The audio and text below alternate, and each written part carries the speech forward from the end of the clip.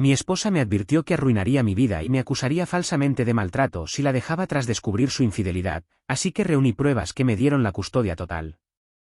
Todo empezó hace poco más de un año, aunque si me pongo a pensar bien, las señales estaban ahí desde mucho antes. Uno simplemente no quiere ver. La costumbre te hace ignorar cosas pequeñas hasta que ya no son tan pequeñas. Soy de Ohio, más concretamente de las afueras de Columbus. Trabajo desde casa desde que empezó la pandemia, y como mi esposa era ama de casa, pasábamos casi todo el tiempo bajo el mismo techo. Al principio, era lo normal, discusiones pequeñas, diferencias de opinión sobre cómo criar a los niños, cosas que cualquier pareja vive. Pero con el tiempo, algo se rompió. Algo que yo ni siquiera noté en su momento. Lo único que sabía era que ella se estaba volviendo más distante, más crítica, más rara.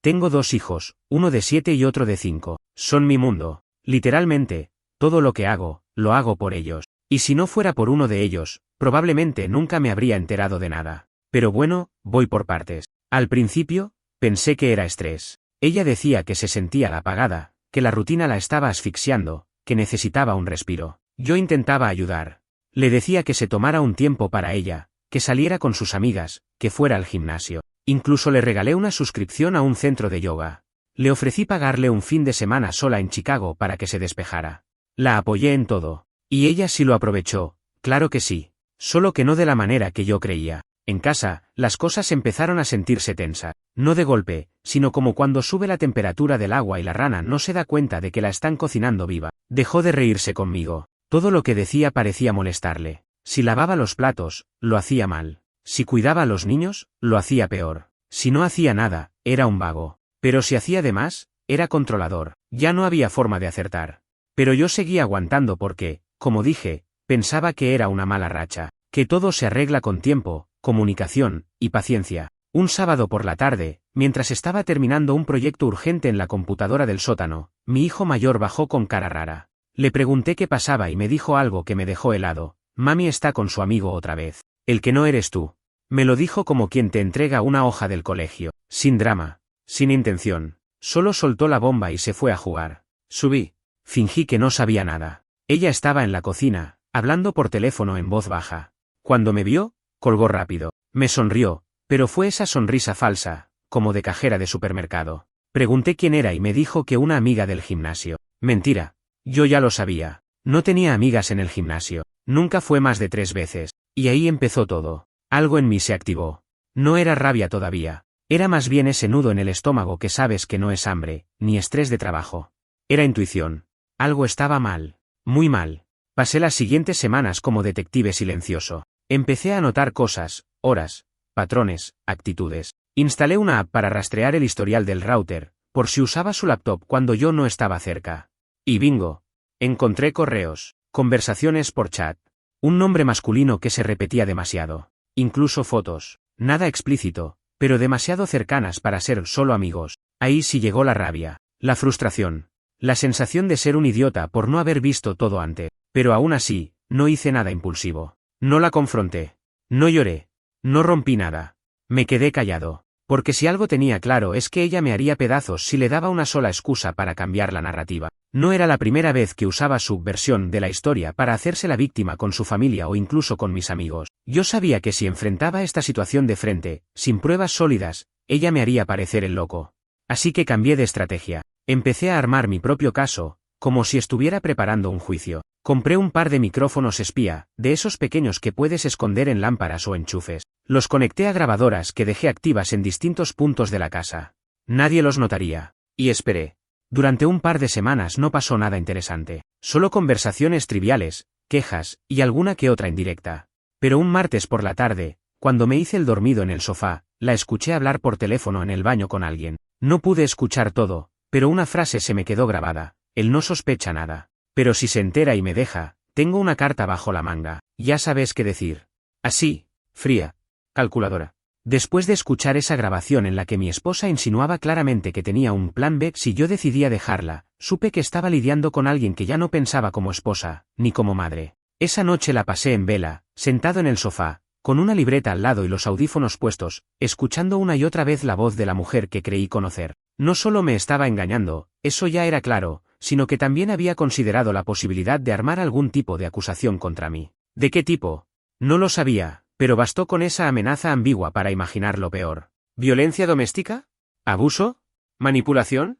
Nada de eso me describía, pero en este país, basta con una denuncia para que tu vida quede en pausa o peor, destruida. Especialmente si eres hombre. Y lo más grave, ella estaba usando a nuestros hijos como tapadera para todo. Se aprovechaba del hecho de que eran pequeños, fáciles de manipular, incapaces aún de distinguir las sutilezas de lo que pasaba a su alrededor. Pero uno de ellos, mi hijo mayor, ya empezaba a notar cosas. Fue él quien me abrió los ojos, sin siquiera saberlo. Lo que más me partía era pensar cuántas veces esa casa que construí para darles seguridad y amor se había convertido en un teatro para una historia que yo no había escrito. Esa misma semana tomé una decisión, ya no bastaba con micrófonos. Necesitaba ver todo. Así que pedí por Amazon un set de cámaras ocultas con visión nocturna, detección de movimiento y acceso remoto. Las instalé en lugares estratégicos, sala, pasillo, cocina, e incluso una en el garaje. No puse ninguna en los dormitorios por respeto a la privacidad de mis hijos, pero tampoco me hacía falta. Sabía dónde se movía ella, y no era precisamente en la habitación conyugal últimamente.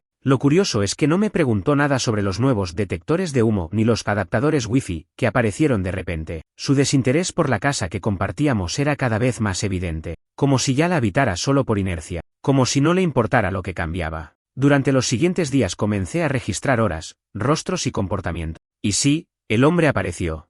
Un tipo de unos 30 y pocos, delgado, barba recortada, ese aire de profesor de yoga que tanto le gustaba a mi esposa en las series que veía. Él entraba por la puerta trasera, casi siempre en horarios en los que yo estaba ocupado o supuestamente fuera. Me saludaba con un mensaje por WhatsApp si necesitaba que fuera a la tienda, que casualmente coincidía con su llegada. Todo encajaba demasiado bien. Las grabaciones los mostraban abrazándose, besándose, comiendo lo que yo había comprado, usando la misma mesa donde cenábamos en familia. Una tarde, capté algo que terminó de confirmarme que ya no estaba en una simple infidelidad, sino en un acto de traición a gran escala. Estaban en la sala, y ella, muy relajada, dijo, si él me confronta, le digo que me gritó, que me empujó, que tengo miedo. ¿Quién va a dudar de una madre angustiada con 2 hijos pequeños? Nadie.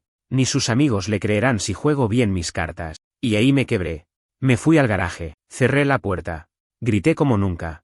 No de furia, sino de impotencia. Me temblaban las manos. Yo, que nunca en mi vida le había alzado la voz. Que fui el que se quedó cuando ella se deprimió posparto. Que cociné, limpié, llevé a los niños a la escuela, trabajé horas extra para que no le faltara nada. Ahora era el blanco de su plan de escape. Y ese plan incluía destruirme sin dudarlo. Pero no me iba a quebrar.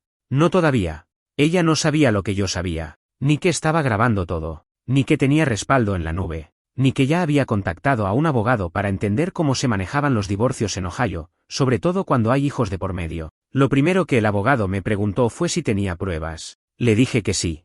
Me pidió que las organizara cronológicamente, que le entregara copias, que no hiciera movimientos bruscos todavía, que no confrontara, que no discutiera, que fuera una sombra hasta que llegara el momento. Y así lo hice. Aguanté. Mantuve la fachada. Me convertí en actor de mi propia vida. Fui el esposo que no sospechaba nada, el padre amable, el que se levantaba a las 6 para preparar desayunos y fingía no notar que su esposa ya ni lo tocaba. Cada noche me iba a dormir sabiendo que al día siguiente podía ser peor, que podía perderlo todo si jugaba mal mis cartas. No solo la casa, mis hijos, mi nombre, mi vida. Lo más surreal fue cuando ella empezó a hablarme de lo distante que me notaba, que yo había cambiado, que ya no era el mismo de antes, que a veces pensaba que nuestra relación ya no tenía futuro. Ella me hablaba de desamor mientras planeaba clavarme un puñal por la espalda. Hasta llegó a insinuar que necesitábamos espacio, como si buscara el momento adecuado para irse, o echarme. No lo sé. Pero yo seguía sonriendo, porque ya tenía todo, fechas, vídeos, audios, y sobre todo, un plan. Un día más, solo un día más, me repetía. Cada jornada era una misión encubierta. Hasta que llegó el momento en el que decidí mover la primera ficha. Llamé a mis suegros, sí, sus propios padres. Los cité a mi casa un domingo por la mañana, sin que ella supiera. Les dije que quería hablar sobre algo delicado. Vinieron pensando que yo les pediría ayuda con algún tema económico o quizás que íbamos a mudarnos. Pero no. Saqué el portátil. Y les mostré. No hablaron. No gesticularon. Solo vieron. Primero las grabaciones de las visitas del tipo. Luego los audios. Cuando puse el clip donde su hija decía que si la enfrentaba, me acusaría de violencia, la madre se tapó la boca. El padre apretó los puños. Nadie dijo nada durante 5 minutos. Y entonces, el padre de ella habló. Hijo, no sé qué clase de demonio se metió en mi hija.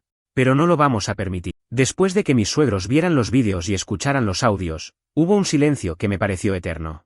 No fue ese silencio incómodo de gente que no sabe qué decir, sino uno pesado, denso, cargado de todo lo que no esperaban descubrir. El padre de ella estaba rojo, pero no de vergüenza. Estaba furioso. Y su madre tenía los ojos llenos de lágrimas, pero con esa mirada que uno solo ve cuando alguien empieza a cuestionarse en qué momento perdió a su hija, en qué cruce del camino dejó de ser la persona que criaron. Fue él quien rompió el silencio, y lo hizo con una frase que me retumbó por dentro: te vamos a ayudar a salir de esto, como sea.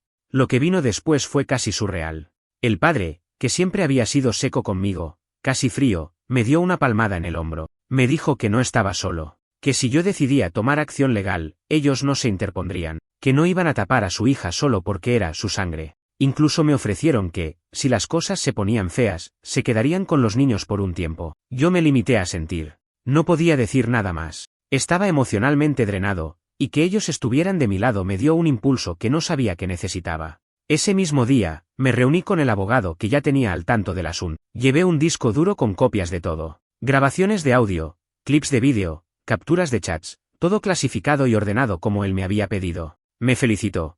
Literalmente, dijo que pocas veces había visto un caso tan sólido antes de siquiera comenzar una demanda. Me explicó que, en Ohio, las leyes de divorcio permiten alegar culpa, y que una infidelidad documentada, especialmente cuando hay pruebas de que la otra parte está manipulando la situación para obtener ventaja, cambia totalmente el panorama. Si todo se jugaba bien, no solo podía quedarme con la custodia completa de mis hijos, sino también con la casa, los bienes más importantes y quizás, hasta una demanda civil por difamación si ella se atrevía a inventar algo sobre mí. El plan se trazó con precisión. Había que esperar el momento adecuado para entregarle los papeles del divorcio, y ese momento debía ser controlado, calculado, sin margen de reacción para ella. El abogado me sugirió hacerlo cuando los niños no estuvieran en casa, cuando ella no tuviera a quien manipular emocionalmente. El día elegido fue un miércoles cualquiera. Yo pedí trabajar desde casa y mis hijos estaban en el colegio. A las 10 de la mañana, el sheriff local llegó con los documentos en mano. Llamó a la puerta. Ella abrió,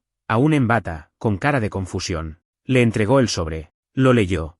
Y su rostro cambió por completo. Lo primero que hizo fue buscarme. Entró a mi oficina y me gritó que qué carajo significaba eso. Yo, tranquilo, sin levantar la voz, le dije que ya sabía todo. Que no había marcha atrás. Que lo mejor para todos era que cooperara. Su respuesta fue soltarme una amenaza tan absurda que me dio risa. Si me haces esto, te destruyo. Le diré a todos que me golpeaste, que abusaste de mí psicológicamente. Nadie va a creerte a ti. Soy la madre de tus hijos. Fue ahí donde le mostré el primer vídeo. Solo uno. El clip donde decía exactamente eso, que si la confrontaba, iba a inventar que yo la había maltratado. Lo vio en la pantalla de mi laptop y palideció. No dijo nada al principio. Se quedó mirando la imagen congelada de su rostro, tan segura, tan fría, tan distinta de la mujer con la que me casé. Cuando volvió a hablar, ya no tenía ese tono arrogante. Ahora estaba nerviosa. Me dijo que podríamos hablarlo, que lo arregláramos como adultos, que por qué iba a querer destruir nuestra familia. Pero no era remordimiento, era miedo. Le respondí que no quería hablar más, que si quería seguir peleando, nos veríamos en los tribunales, que el abogado ya tenía todo, que la casa era mía. Yo pagaba el 100% del préstamo hipotecario y ella jamás había contribuido económicamente desde que dejamos de trabajar juntos, que había pruebas de su infidelidad, que tenía grabaciones de sus amenazas, y que también tenía a sus padres como testigos. En ese punto, se derrumbó. No sé si fue real. No sé si las lágrimas que salieron eran de verdad o de puro pánico por lo que se le venía encima. Pero lloró. Cayó al suelo. Me agarró la pierna como si eso fuera a cambiar algo. Me pidió que pensara en los niños, que no le hiciera esto, que por favor no la dejara sin nada. Y entonces me dijo algo que no esperaba, que estaba embarazada. No supe cómo reaccionar al principio. ¿Embarazada?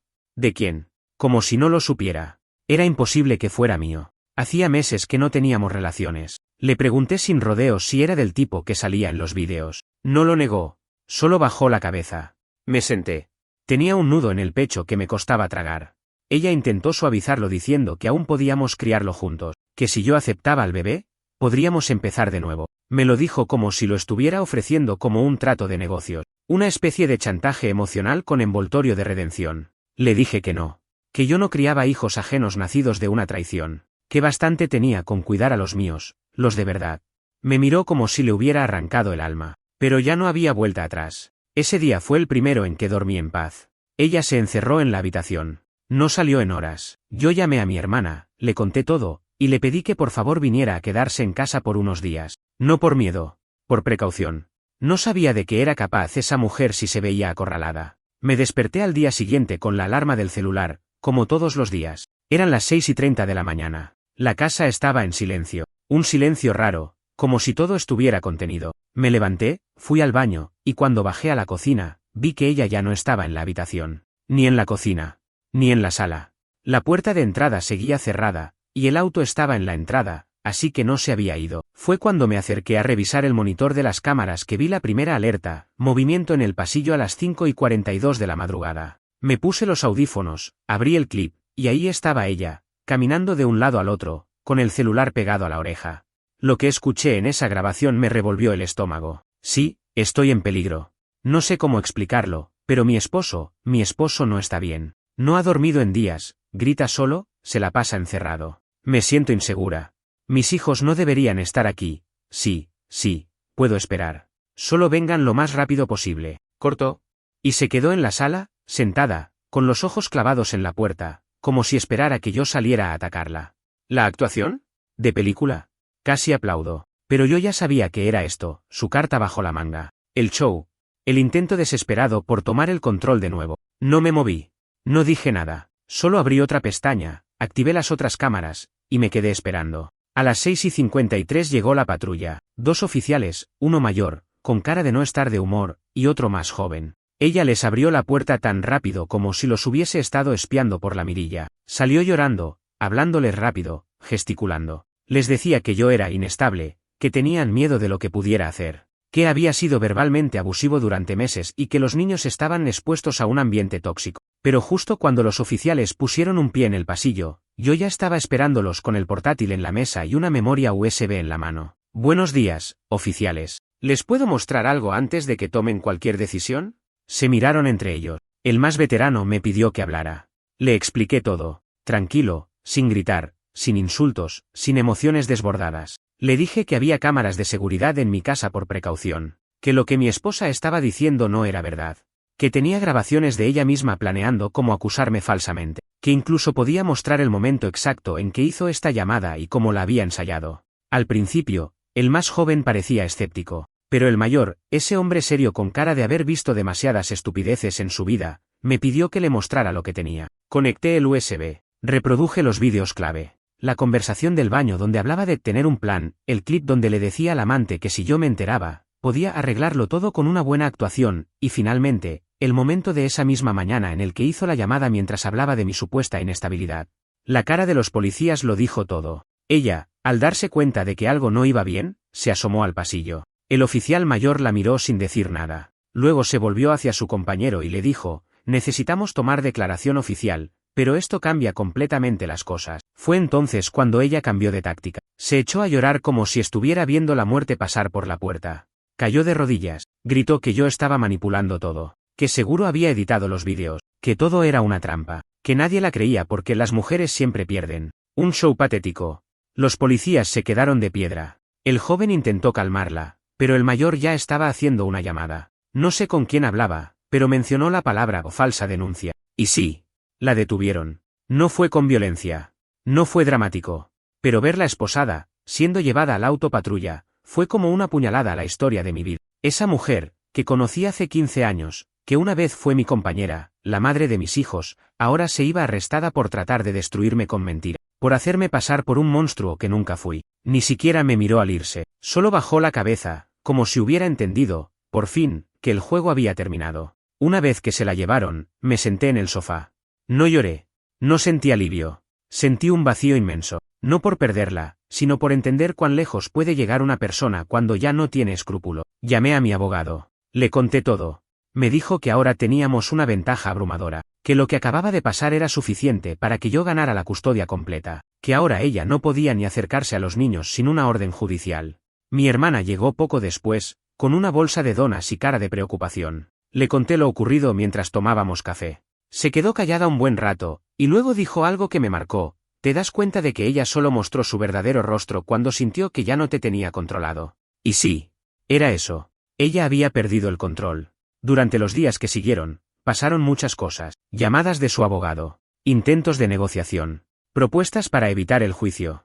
Pero yo ya no era el mismo. No era el hombre que aguantaba por paz. No era el tipo que callaba por mantener una familia. Era un padre que iba a proteger a sus hijos. Era alguien que había tocado fondo, sí, pero que no iba a quedarse allí. Y aunque ella salió bajo fianza 3 días después, ya no podía volver a casa. Le prohibieron acercarse a los niños. Le suspendieron la custodia provisional. Sus propios padres se negaron a recibirla después de que supieron todo lo que pasó. El padre me llamó personalmente para decirme que estaba avergonzado de tener una hija así. No te das cuenta de lo cansado que estás hasta que ya no hay fuego que apagar.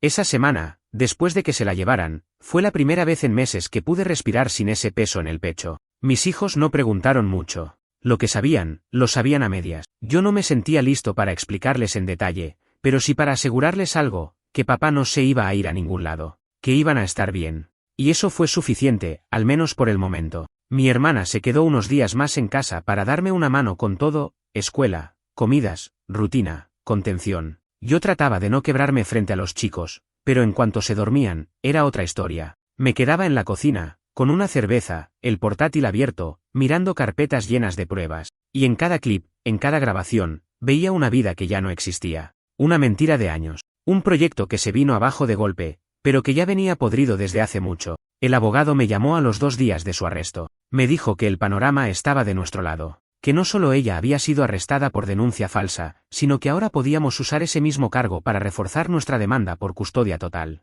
Las pruebas de infidelidad, las amenazas grabadas, la manipulación a los hijos, todo formaba parte del rompecabezas. No era solo divorcio, era una descomposición total del rol que ella alguna vez tuvo como madre. Me aconsejó no hablar con ella directamente bajo ninguna circunstancia. Si quería contactarme, que lo hiciera por vía legal, a través de su abogado. Y así fue. 3 días después de quedar libre, me llegó una carta formal. Solicitaba una mediación amistosa para resolver el divorcio sin litigio. Básicamente, me ofrecía un trato, dividir la casa, custodia compartida, y una pensión temporal para ella, dado su embarazo. No respondí. Le reenvié la carta a mi abogado y él se encargó de redactar nuestra respuesta. No había ninguna mediación posible. No después de intentar incriminarme. No después de arrastrar a los niños en su teatro. Y no con un embarazo que no tenía nada que ver conmigo. Era momento de trazar límites firmes, porque ella seguía sin entender la gravedad de todo. Entonces vino lo más sucio, empezó a hablar con nuestras amistades en común. Las pocas que quedaban. Les mandó su versión, en la que yo era el controlador, paranoico, y que había instalado cámaras por celos, no por seguridad. Que la arrestaron por un malentendido, y que el embarazo había sido un accidente mientras ella buscaba escapar de un matrimonio tóxico. Pero no le funcionó. Mi hermana, bendita sea, tenía un grupo de WhatsApp con varios amigos en común. Ahí empezó a compartir pruebas, no todo, pero lo suficiente. Capturas de los mensajes que ella le mandó al amante, un vídeo corto con la frase exacta de lo arreglo todo si lloro y digo que me golpeó. El efecto fue inmediato, muchos dejaron de hablarle. Otros me escribieron para pedirme disculpas por dudar.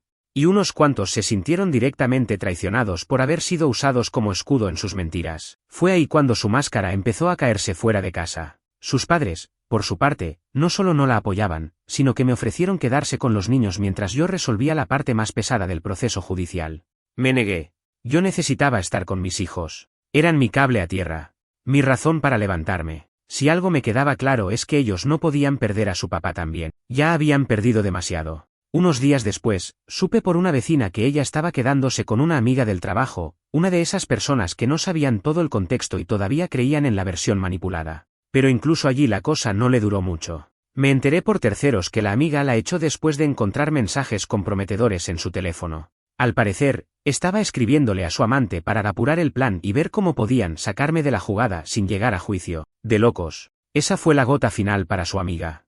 Y entonces, empezó a quedarse sin red de apoyo, sin familia, sin amigos, y sin casa. Y fue ahí cuando reapareció. Una tarde cualquiera, cuando yo volvía con mis hijos del parque, la vi esperándonos desde la acera, con una mochila a los pies. Ni siquiera hizo el intento de acercarse, solo nos miró. Y cuando los chicos la vieron, no corrieron hacia ella. El mayor solo me apretó la mano. El menor se quedó quieto. Ella intentó sonreír. Les dijo hola con voz temblorosa. Y en vez de responder, los dos se pusieron detrás mío. Fue un golpe silencioso. El tipo de rechazo que duele más que un grito. Yo no dije nada. Saqué las llaves. Abrí la puerta. Entramos. Y la dejamos afuera. No llamé a la policía. No hice escándalo. No me rebajé. Solo cerré la puerta. Unas horas después, el abogado me llamó para confirmar que su equipo había recibido una contraoferta de nuestro lado, no compartiríamos custodia, no habría mediación. Ella podía tener lo que había traído consigo, nada más. No quería su dinero. No quería explicaciones. Solo quería paz. Y la custodia completa de mis hijos. Y entonces, su abogado respondió con una bomba. Ella aceptaba todo. Pero con una condición, quería el auto. El SUV que yo le había comprado 2 años antes. El vehículo en el que alguna vez paseamos como familia, y que ahora se había convertido en su única propiedad de valor. Lo quería para empezar de nuevo. Le dije al abogado que se lo diera. Que si ese carro era su salvación, que lo tomara. Que no quería arrastrar esta historia más de lo necesario. Y así fue como empezamos a cerrar el círculo. En menos de 2 semanas, teníamos fecha de audiencia para resolver la custodia. Y, aunque sabía que aún faltaba enfrentarla en la corte, sentía que estaba ganando sin necesidad de levantar la voz, que estaba recuperando algo de control. La cita en la corte fue fijada para un lunes por la mañana, en el Tribunal del Condado de Franklin. No es que no me haya imaginado antes parado frente a un juez, pero jamás en estas circunstancias. Siempre pensé que, si llegaba ese día, sería algo civilizado, formal, doloroso tal vez, pero nunca una guerra abierta con la madre de mis hijos. No con la persona con la que compartí más de una década de mi vida. Pero ahí estaba yo, revisando por tercera vez la carpeta con documentos, escuchando una última vez los audios clave, preparando la evidencia por si la necesitaba. Como si me estuviera defendiendo en un caso criminal. Porque, honestamente, así se sentía. Mi abogado llegó puntual. Iba con una expresión tranquila, como quien ya ha ganado esta partida varias veces. Antes de entrar me dijo algo que se me quedó grabado: lo hiciste bien, lo difícil ya pasó. Hoy solo confirmamos lo que ya sabemos. Cuando entramos a la sala, ella ya estaba sentada. Tenía el rostro demacrado, más delgada, los ojos apagados. El embarazo ya era visible. Casi 5 meses, según su abogado. No sé si fue la tensión, el desgaste, o la vergüenza, pero ya no quedaba ni una sombra de la mujer que conocí. No me miró. Y yo tampoco la busqué. El juez, un tipo mayor con cara de estar harto de ver lo peor de las relaciones humanas, fue directo. Nos preguntó si existía alguna posibilidad de acuerdo fuera del litigio. Mi abogado tomó la palabra: no. Queríamos la custodia completa. No había espacio para regímenes compartidos. El riesgo era alto. Las pruebas eran contundentes. Y, además, existía una denuncia penal en curso contra ella. El abogado de mi ex intentó contrarrestar con una declaración estándar, que ella deseaba formar parte de la vida de sus hijos, que el incidente con la policía fue una mala interpretación emocional y que no existía historial de violencia, ni física ni psicológica. También trataron de usar su embarazo como argumento de vulnerabilidad. Pero el juez pidió las pruebas. Mi abogado tenía todo preparado: clips seleccionados, capturas impresas, transcripciones de los audios, incluso las declaraciones juradas de los suegros, que no solo confirmaban la infidelidad, sino que testificaban haber escuchado las grabaciones. Se presentó también la carta del colegio, firmada por la directora, que hablaba de cómo los niños habían mejorado su comportamiento y estado emocional desde que la madre no vivía en casa. Todo sumaba. Todo jugaba a favor. Y ella lo sabía. La única vez que levantó la mirada fue cuando mi abogado presentó el vídeo donde le decía al amante que los niños pueden quedarse con él, igual me odian. Esa fue la frase que mató cualquier posibilidad de defensa emocional. El juez se la quedó mirando unos segundos, luego miró al abogado de ella, y ahí fue cuando entendí que la partida estaba sellada. Después de una pausa breve, el juez dictó sentencia preliminar: custodia completa para mí. Ella podría solicitar un régimen de visitas supervisadas, si en el futuro demostraba estabilidad emocional, interés genuino por sus hijos y voluntad de reparar vínculo. Pero de momento, ningún contacto. Nada. Ni llamadas, ni mensajes, ni visitas. Prohibición de acercarse a la casa, al colegio, o a cualquier actividad en la que los niños estuvieran presentes. Ella no dijo una palabra. Solo bajó la cabeza. Su abogado la tocó en el brazo como para consolarla, pero ella no reaccionó. Cuando salimos del tribunal, me sentí más aliviado que feliz. No fue una victoria gloriosa. Fue una salida digna del infierno. Me subí al auto, prendí el motor y antes de arrancar me quedé sentado unos minutos, viendo cómo mi ex salía del edificio, sola, sosteniéndose la panza con una mano y apretando los papeles de la audiencia con la otra. No fue pena lo que sentí. Fue una especie de resignación. Esa ya no era mi responsabilidad. Esa ya no era mi carga. Volví a casa antes de que los chicos salieran de la escuela. Les preparé la cena, les ayudé con la tarea, y mientras jugaban en la sala, me senté en la cocina y respiré. Por primera vez en meses, sentí que el caos se había detenido. No terminado, porque sabía que aún faltaban detalles del divorcio legal, la división de bienes, y la sentencia final. Pero el núcleo del asunto ya estaba resuelto: mis hijos estaban a salvo. Conmigo. En casa. Poco después, mi ex intentó otra jugada. No judicial, personal. Me mandó una carta manuscrita. Ni email, ni mensaje. Una hoja doblada dejada en el buzón, sin sobre. Me pidió perdón. Dijo que no sabía en qué momento se perdió. Que lo que hizo no tenía excusas. Que solo pedía que algún día, si los niños querían, pudiera verlos otra vez. Que no esperaba comprensión, pero que aún me amaba. No respondí. No por odio, sino porque ya no había nada que decir. Esa etapa estaba muerta. El proceso de divorcio siguió avanzando sin obstáculo. Ella aceptó firmar los papeles en cuanto quedó claro que pelear me iba a salir más caro a ella que rendirse. El juez aprobó la separación de bienes basada en el hecho de que yo era el único que había aportado a la hipoteca. El auto se lo quedó, como pedí. La cuenta conjunta fue cerrada. Las tarjetas a su nombre fueron anuladas. Y así, pieza por pieza, desarmamos todo lo que alguna vez fue nosotros. Mi familia fue un apoyo constante. Mi hermana se convirtió en mi escudo. Mis padres, que al principio estaban devastados, empezaron a visitarnos con más frecuencia. Los chicos retomaron sus actividades, su rutina, su risa. Y yo empecé terapia, no para entender a mi ex, sino para entender por qué tardé tanto en ver lo evidente. Porque cuando uno se aferra a una imagen idealizada, se vuelve ciego por elección. Una noche, semanas después de todo, mi hijo mayor me preguntó si su mamá iba a volver. Le dije la verdad, no por ahora. Tal vez más adelante, si ustedes lo quieren, podrán hablar con ella. Pero mientras tanto, papá está acá. Y voy a estar siempre. La vida después del desastre no es como en las películas. No hay banda sonora, ni un montaje inspirador de superación con planos rápidos y sonrisas nuevas. Es más bien un proceso silencioso, a veces incómodo, y muchas veces solitario. Lo que pasó con mi ex no se borró solo porque gané la custodia. No desapareció porque firmamos los papeles. Fue una herida abierta que, aunque ya no sangraba, seguía doliendo en los días menos esperados. Hubo noches en las que me despertaba sobresaltado pensando que todo había sido un mal sueño, que me giraría en la cama y ella estaría ahí, dormida, como si nada. Y luego abría los ojos y veía el lado vacío. Y sentía el alivio, y también el vacío. No por perderla a ella, eso ya no dolía, sino por darme cuenta de que uno puede convivir años con una persona sin conocerla de verdad. Sin verla en su estado más crudo, sin saber de qué es capaz cuando ya no te quiere y quiere joderte la vida porque sí. En los meses siguientes, me concentré en los niños. Me propuse mantener la rutina lo más estable posible. Desayuno a las 7, escuela a las 8, tareas a las 5, cena a las 7:30, cuentos antes de dormir. Repetir. Repetir. Hasta que esa estructura se convirtiera en hogar. Ellos se adaptaron mejor de lo que imaginé. Se aferraron a mí, pero no con desesperación, sino con confianza. Sabían que yo estaba ahí, que podían contar conmigo, que no iba a desaparecer como su madre. Y eso, por extraño que suene, me curó más rápido que cualquier terapia. Mi hermana seguía siendo parte esencial del equipo. Venía todos los fines de semana, a veces con su pareja. Se volvió una segunda figura materna para los chicos, aunque jamás intentó ocupar el lugar de nadie. Solo estaba ahí. Y su sola presencia era un recordatorio constante de que la familia no siempre es quien comparte tu cama, sino quien se queda cuando todo se viene abajo.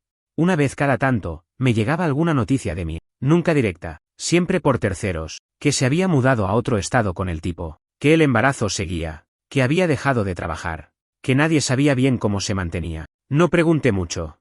No me interesaba. La única noticia que me movió algo dentro fue una que llegó 6 meses después del juicio. El bebé había nacido. Era una niña. La noticia me dejó frío, no por el hecho en sí, sino por lo que representaba. Pensar en esa criatura, que iba a crecer sin saber que fue concebida en medio de una destrucción emocional, me removió algo profundo. No odio. No rabia. Solo una tristeza distante, porque los hijos nunca piden venir. Y esa bebé, aunque no era mía, iba a cargar con una historia que no le correspondía. Lo irónico es que, apenas nació, mi ex intentó reaparecer. No con una demanda, no con una carta, con un correo corto y seco. Me lo mandó desde una cuenta nueva, probablemente para evitar que la bloqueara de las anteriores. Decía, y cito textualmente, sé que te hice daño. No espero que me perdones. Solo quería que supieras que tuve a la bebé. Estoy tratando de empezar de nuevo. Si algún día nuestros hijos preguntan por mí, diles que los amo. Lo leí una sola vez. No respondí. Ni con odio, ni con rencor. Simplemente no tenía nada que decir. El pasado ya no me debía explicaciones. Ella ya no tenía poder sobre mi vida. Ni siquiera con palabras. Borré el mensaje. No por rabia. Por salud mental. Con el paso del tiempo, los chicos empezaron a hacer preguntas más concretas. El mayor me preguntó un día si su mamá los había dejado porque no los quería. Y eso sí dolió. Mucho. Le dije que a veces los adultos cometen errores muy graves, pero que eso no cambia cuánto pueden amar a sus hijos. Que su madre los quiso, aunque no supo demostrarlo de la mejor manera. No iba a destruir su imagen. No quería convertir a mi ex en una villana en la mente de mis hijos. La verdad ya era bastante cruel por sí sola. Con el dinero que solía irse en cosas compartidas, salidas, compras, regalos, su carro, sus gastos, empecé a hacer algo que nunca pude hacer antes, ahorrar para nosotros. Me metí en un curso online de finanzas personales. Empecé a planear las vacaciones que siempre quedaban para el año que viene. Reacomodé la casa, pinté la sala, compré una mesa nueva para el comedor, tiré la cama matrimonial y puse otra. Renovar espacios también era renovar herida, y poco a poco, ese lugar volvió a parecer un hogar. Un hogar nuestro, sin mentiras escondidas, sin tensión en el aire, sin miedo a qué iba a pasar si decía algo incorrecto. El juicio de divorcio concluyó oficialmente 8 meses después del inicio del proceso. Me quedé con la casa. La custodia total. El juez dejó claro en el acta que mi ex había perdido cualquier posibilidad de solicitar custodia hasta que demostrara un cambio real.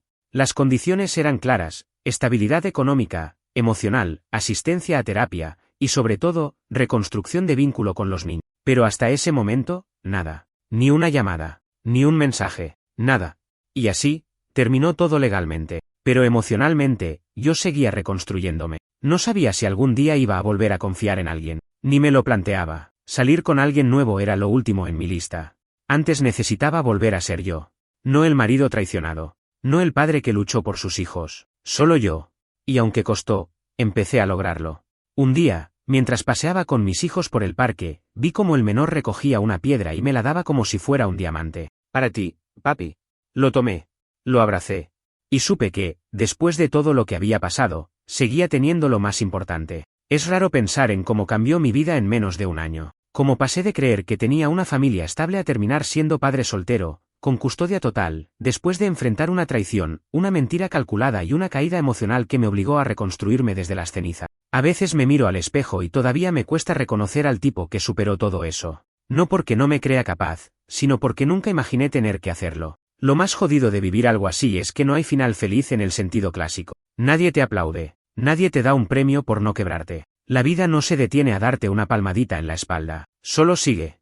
Y tenés que seguir con ella. Pero, aunque no haya fuegos artificiales, hay pequeñas victorias que uno va sumando sin darse cuenta. Como cuando mi hijo menor aprendió a andar en bicicleta sin rueditas y lo primero que hizo fue gritar "mira, papi", con una sonrisa que no le cabía en la cara.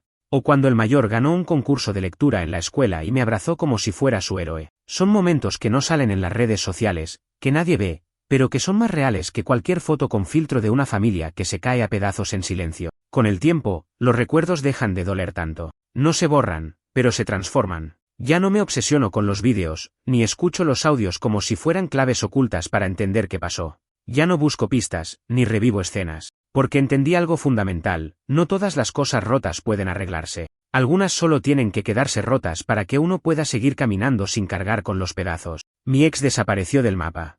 Literalmente. Después del nacimiento de su hija, se mudó con el tipo a otro estado. Nunca supe a cuál. Tampoco me interesa. No volvió a escribir. No pidió ver a los chicos. No cumplió ninguna de las condiciones que el juez le puso para acercarse. Supongo que eligió rehacer su vida desde cero. Lo cual me parece bien. No porque la perdoné, no lo hice, sino porque entendí que hay batallas que no merecen ser peleadas más allá de cierto punto. Y esta ya se había cobrado demasiado. Mis suegros, en cambio, siguen presentes. Vienen a ver a los chicos cada tanto. No hablan de su hija.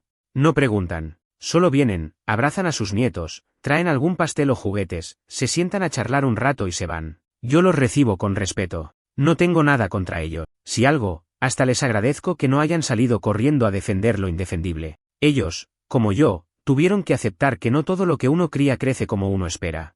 En cuanto a mí, sigo solo. Pero no en el mal sentido. Solo porque lo elegí así. Porque después de lo que viví, necesitaba aprender a estar conmigo mismo antes de volver a compartir mi vida con alguien más. Salí con un par de personas, pero nada serio. Ninguna conexión lo suficientemente fuerte como para meterme en algo. Me lo tomo con calma, sin apuro, sin presión. Y si no aparece nadie más, también está bien. Lo importante es que volví a confiar en mí, en mi juicio, en mi capacidad para levantarme después de una caída así. Y eso vale más que cualquier relación nueva. Aprendí muchas cosas, pero la lección más fuerte fue esta: el amor no siempre es garantía de nada. Podés amar con todo, dar lo mejor de vos, ser el más leal, y aún así ser traicionado. Porque el amor es un puente que necesita dos extremos. Si uno se corta, el otro no puede sostener todo solo. No importa cuánto lo intente. También entendí que uno no puede proteger a los hijos de todo. Pero sí puede ser el refugio cuando todo afuera se vuelve un caos. Y eso hice. Eso sigo haciendo, cada día. Porque no soy perfecto, pero estoy. Y eso, en la vida de un niño, muchas veces vale más que cualquier otra cosa. Hace poco, encontramos una caja vieja con fotos. Algunas de cuando los chicos eran bebés, otras de cumpleaños, viajes, momentos felices. Y sí, en muchas de ellas estaba ella, mi ex, sonriendo, sosteniendo a los nenes, mirándome como si me amara. Y por un segundo, pensé en tirarlas, en hacer como si nunca hubiera pasado nada. Pero no lo hice, las guardé en una caja aparte, no para conservar su recuerdo, sino para que algún día, si los chicos quieren mirar atrás y entender, tengan algo físico a lo que agarrarse. No pienso ocultarles la verdad, pero tampoco voy a borrar la historia, porque de esa historia, ellos nacieron.